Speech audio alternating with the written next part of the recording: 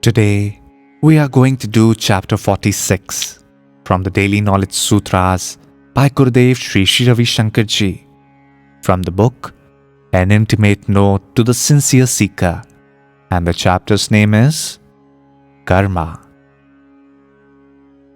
Strange are the ways of karma. The more you understand, the more amazed you become. कर्म के ढंग भी निराले हैं. तुम इसे जितना अधिक समझते हो, उतना ही अधिक चकित हो जाते हो. Karma brings people together and separates them. It causes some to be weak and some to be strong. It makes some rich and some poor. All the struggle in the world, whatever there may be, is the bondage of karma. Its ways cuts across all logics and reasoning. This understanding lifts you up and keeps you from getting stuck to events and personalities, which in turns helps you in your journey to be the self. कर्म ही लोगों को मिलाता है और इसी से लोग बिछड़ते भी हैं. यह किसी को दुर्बल बनाता है और कुछ को बलवान, किसी को धनी बनाता है और किसी को निर्धन. संसार के सभी संघर्ष, चाहे जो भी हों, कर्म के ही बंधन हैं.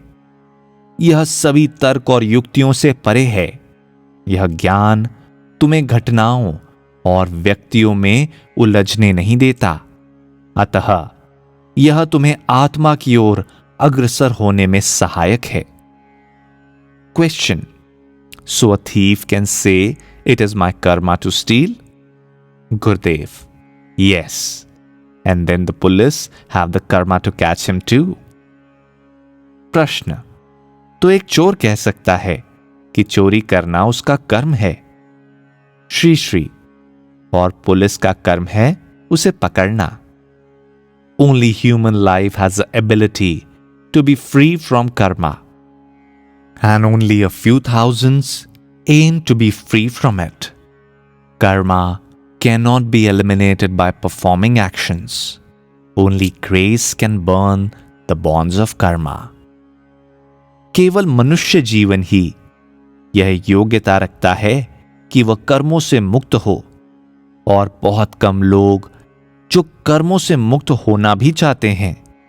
केवल काम करते रहने से मुक्ति नहीं मिलती. सिर्फ आशीर्वाद और कृपा से ही कर्मों का बंधन समाप्त हो सकता है. With this, we finish today's chapter. See you again. इसी के साथ आज का अध्याय समाप्त होता है. फिर मिलेंगे.